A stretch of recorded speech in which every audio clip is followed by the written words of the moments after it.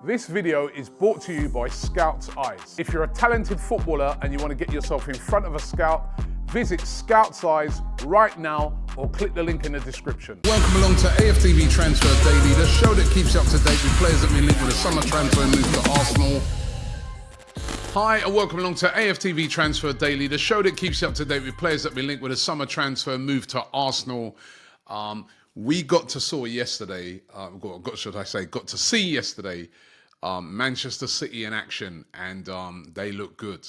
They look good. Erling Haaland muscling his way to scoring his first goal, and then later on they got their second, and it was pretty comfortable for Manchester City against Chelsea. By the way, what a mess Chelsea are. We all want loads of transfers and stuff like that every season. You know, we're all excited about transfers, but Chelsea have made 11 signings this summer. 11.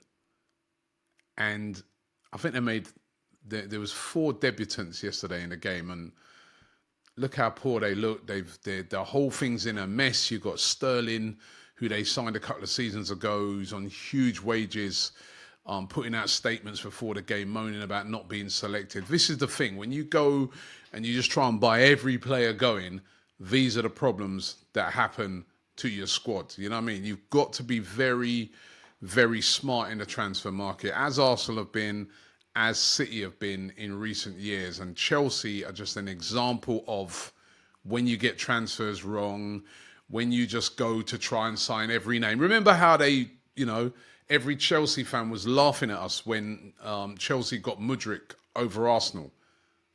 How has that worked out? I mean, now that's looking terrible. He was on the bench yesterday, couldn't get on because now they've signed Neto. I mean, it's just a mess there. But, that's their business. But talking of transfers, the transfer that, as I've been reporting for the past couple of days, is definitely going to happen now, bar an absolute disaster, is Mikel Merino from Real Sociedad. Fabrizio Romano reporting yesterday that the deal is very, very, very close. We know that he was left out of Real Sociedad's first game of the season, so he didn't play in that game. Now being told that a medical has been booked for this week, and he will sign as an Arsenal player this week. So medical has been booked, and he will sign as an Arsenal player. The fee's been agreed. We already know that personal terms were agreed ages ago. Mikel Arteta has spoken to him personally, and he wanted to join. And it's going to be a great addition, I feel, to the squad. It's a position that's not really been filled since Granit Xhaka left Arsenal, that left side of midfield, that number 8 position, box-to-box type player. And Mikel Merino is going to be coming in this week. What does that do, though, for, say, a player like Tomas Partey? Now, it's looked like Partey's going to stay. He posted something on his Instagram the other day saying, ready for the new season. There were a lot of links linking him with a move away at the start of the transfer window, but all of those have gone quiet.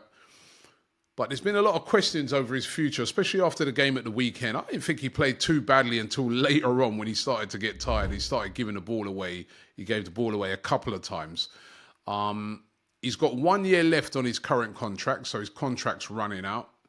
So Arsenal would cash in on him if they possibly could, but there's not really been anybody come in for him. But what's that going to do to his position once Merino comes in, gets up to speed? Because I'd fully then, after that investment, you'd expect Merino to be that player that's going to start in that number 8 position, which Declan Rice is kind of playing in at the moment. And then for Declan Rice to maybe push back more into that number 6 defensive midfielder position. You've then got Jorginho, who can also be a backup to Declan Rice in that position if, say, there was any injuries. Even though it doesn't look like he is going to go right now, I wouldn't rule it out completely that if a big save, for instance, deal came in from Saudi, which you can't discount that Partey could possibly leave before the end of the transfer window. At the moment, it looks like he's going to stay. He's had a full pre-season. He started the first game. But remember, with Merino coming in, that does change the dynamics of that midfield. You're starting to look at a lot of players in there and maybe one player might have to go. So let's see how that. It's going to be very interesting these last couple of weeks. Remember, the transfer window shuts in a couple of weeks' time on the 30th of August. It's going to be very interesting to see if there's, especially the movements out of Arsenal. Could get a couple more in, but the movements out are going to dictate that. Talking of Saudi Arabia, interesting this one on Ivan Toney. I noticed yesterday that he didn't play for Brentford, didn't start, wasn't even in the squad. Thomas Frank, the Brentford manager, was asked about that. Why is Tomas Partey not in the squad? And he said that there are clubs that are talking to him, and he's basically saying it looks like he's going to be leaving. It's Saudi Arabia again that are making the move for Ivan Toney. There's a club over there that have already offered £35 million, which was turned down by Brentford. They're looking for more money, but it's looking like Ivan Toney is going to be on his way to Saudi. Are Arsenal missing out on this deal? It's surprising to me that nobody has come in for Ivan Toney. He's been definitely available all summer, but nobody's coming for him, and it looks like he's going to go to Saudi Arabia. We know that we need a striker. It's not looking like it's the £60 million that they were demanding for him right at the start of the transfer window. Is this an error by Arsenal not to make a move for him? Or do you think it's the right thing? I mean, as I said, surprising nobody. No, England International did all right in the Euros. No one coming in for Ivan Toney. Interesting one. Jakub Kiwior is another player that was also completely left out of the Arsenal squad at the weekend. Crystal Palace said to be the latest club that are interested in signing him. Remember, Crystal Palace, both of their sort of key defenders are being linked with moves away from the club this summer. There's a Mark Gahey sort of saga where Newcastle have been trying to sign him. They put in bids of up to £60 million that have been turned down, but Gahey could still go before the end of the transfer window. And then even Joachim Andersen, their other centre-back, Fulham have been trying hard to try and sign him as well. We know that Arsenal are looking for around about £20 million for Jakub Kiwior, and previously there's been interest from Juventus. There's other clubs over there in Italy that are very interested in signing Jakub Kiwior. But could Palace make a serious move for Kiwior before the end of this transfer window? Again, looks like a player that's definitely going to be leaving, but where? It's going to be interesting on the Jakub Kiwior one. Does he stay in the Premier League or does he go back to Italian football? Interesting. Eddie Nketiah, of course, as we're talking about Palace are definitely interested in him as well. They lost yesterday. That always heightens the sort of interest in players when you lose your opening games. Your fans start to say, we've got enough up there and we've got enough there. They're interested. Everton also lost at the weekend, looked a little bit toothless, had loads of chances before, conceding against Brighton. Could Everton make a move for Eddie Nketiah? They only want him on loan, though, and Arsenal want the money from him. They don't really want to send him out on loan.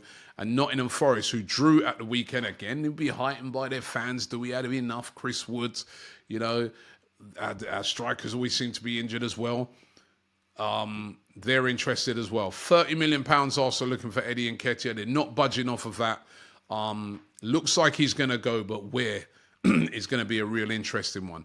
And what about Kieran Tierney? He's been almost like the forgotten man at Arsenal. You know what I mean? It's like we've forgotten we got him. We've been talking about Zinchenko. We've been talking about Timber, Calafiori.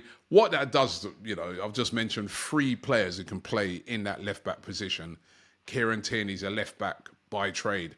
What's going to happen to him? It looked like he was all set to leave the club. That was until he got that injury at the Euros. Of course, he was on loan last season at Real Sociedad, did okay, but was injured there as well. Got injured at the Euros with a hamstring injury. It was a bad hamstring injury as well, and he's still out at the moment. The manager's saying that he's still out and that we've got to support him, and this is not looking like he's going to recover in time for the end of the transfer window, which means that any club that would want to buy him is not going to be able to pass a medical. So it looks to me like Kieran Tierney will be staying at Arsenal till at least the January transfer window. It'd be very unlikely that he gets much game time because, as I said, Zinchenko, Calafiori, Timber. You still got Tomiyasu to come back who can play in that left-hand position as well, left-back position as well.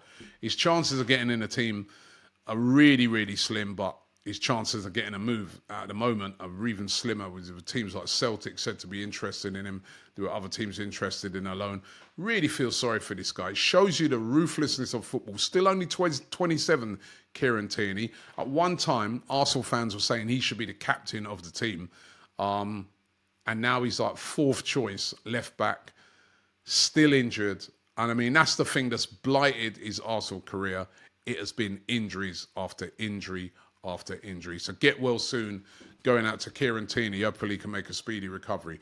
Don't forget, you can still donate. I completed a walk last week around all the Premier League grounds in London. So you can still donate to that. The link is in the description, so keep donating. Thank you very much for everybody who's donated so far. And thanks for watching the show. We will be back tomorrow, and we'll be keeping you updated on everything happening around Arsenal, including Mikel Merino. As soon as we know when he's going to sign, we will be here. Probably try and go live to get your reaction.